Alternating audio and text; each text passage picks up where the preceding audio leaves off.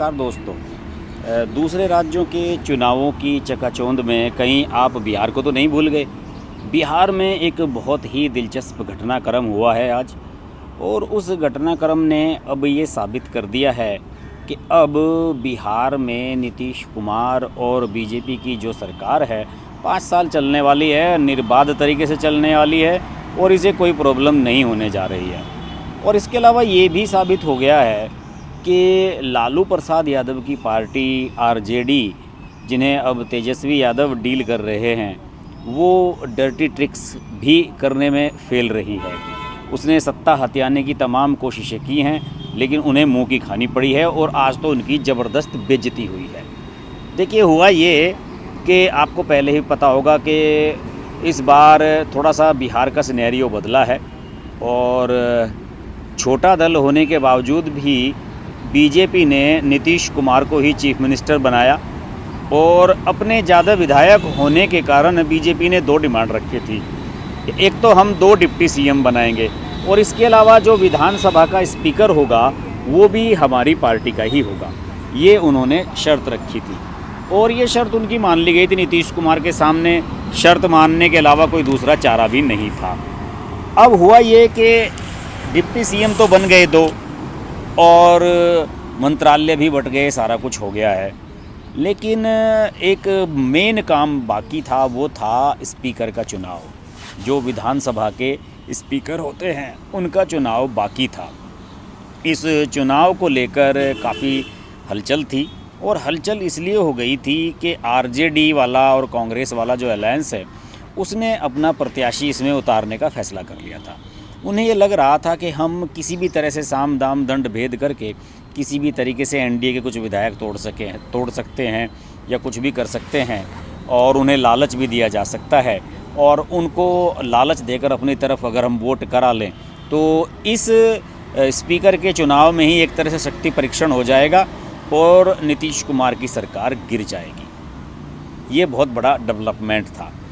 और विजय कुमार सिन्हा को प्रत्याशी बनाया था बीजेपी ने अपना। विजय कुमार सिन्हा को प्रत्याशी बनाया था बीजेपी ने अपना, और आरजेडी ने अपना प्रत्याशी बनाया था सीवान के एमएलए अवध बिहारी चौधरी को। और इसमें जो है इलेक्शन हुआ, और बाकायदा इसमें पहले तो विवाद हुआ। इस चुनाव में उन्होंने लालू प्रसाद यादव की पार्टी और तमाम विरोधी दल हैं, उन्होंने कहा कि इसके लिए गुप्त मतदान होना चाहिए। और जो प्रोटेम स्पीकर थे, जो मतलब अस्थायी स्पीकर होते हैं, जैसे कि ये जीतन राम मांझी, इन्होंने कहा कि भाई देखिए, इस तरह स्पीकर के चुनाव में गुप्त मतदान का कोई वो नहीं है, हाथ उठाइए, वोट गिनी जाएंगी, सब कुछ हो जाएगा। इसके अलावा नीतीश कुमार भी सदन में मौजूद थे। फिर उसके बाद विपक्ष वालों ने हंगामा ये मचाया कि भाई चीफ मिनिस्टर यहाँ क्या कर रहे हैं, क्योंकि नीतीश कुमार किसी भी सदन के सदस्य नहीं हैं। तो उनका ये कहना था, जब ये किसी भी सदन के सदस्य नहीं हैं तो ये यहाँ क्या कर रहे हैं, और इन्हें यहाँ नहीं रहना चाहिए। इसे लेकर काफ़ी हंगामा हुआ। 5 मिनट तक कार्रवाई रुकी रही, और उस कार्रवाई के बाद जब कार्रवाई शुरू हुई तो जिसको कहते हैं कि वॉइस वोटिंग से इनका चुनाव हुआ, और कहा गया कि जो लोग सिन्हा के पक्ष में हैं वो हाथ उठाएं, और 126 वोट मिले सिन्हा को, और आरजेडी के कैंडिडेट को चौधरी को मिले 114, यानी कि 12 वोटों से जीतने में सफल रहे सिन्हा।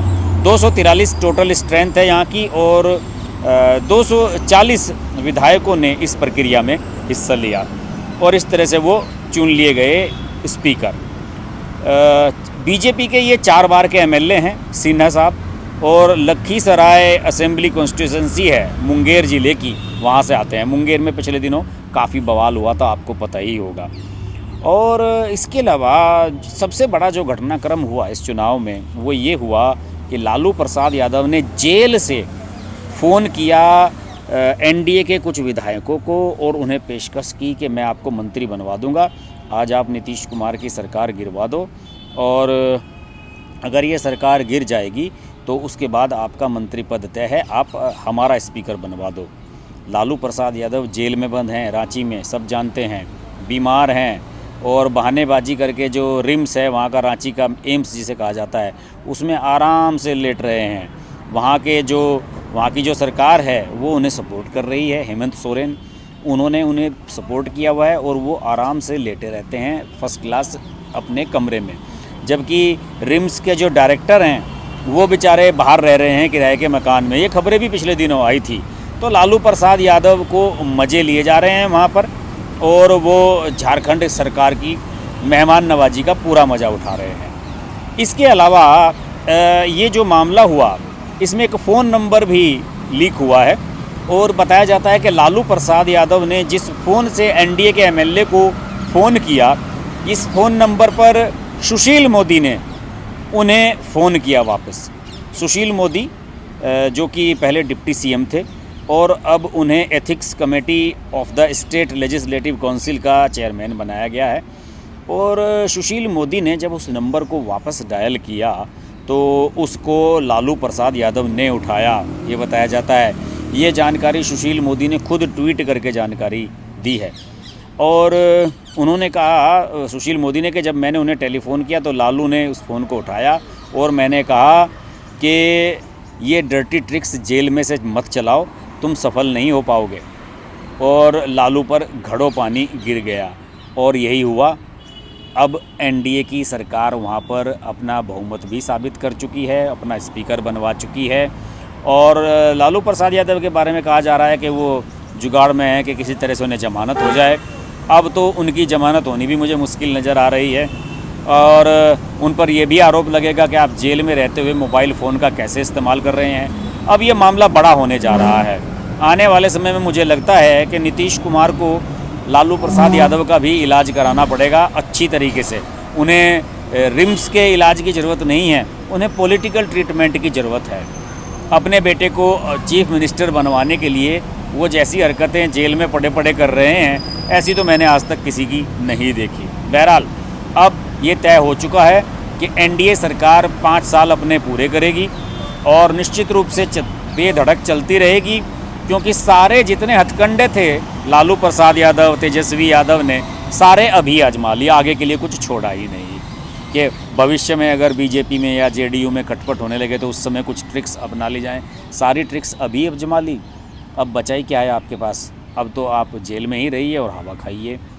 बिहार की राजनीति पर बात करते रहेंगे। देखते रहिए हर्ष की बात लाइव। नमस्कार। अगर आपको हमारी वीडियो पसंद आई तो वीडियो को लाइक करें, चैनल को सब्सक्राइब करें और नोटिफिकेशंस के लिए बेल आइकन को प्रेस करें।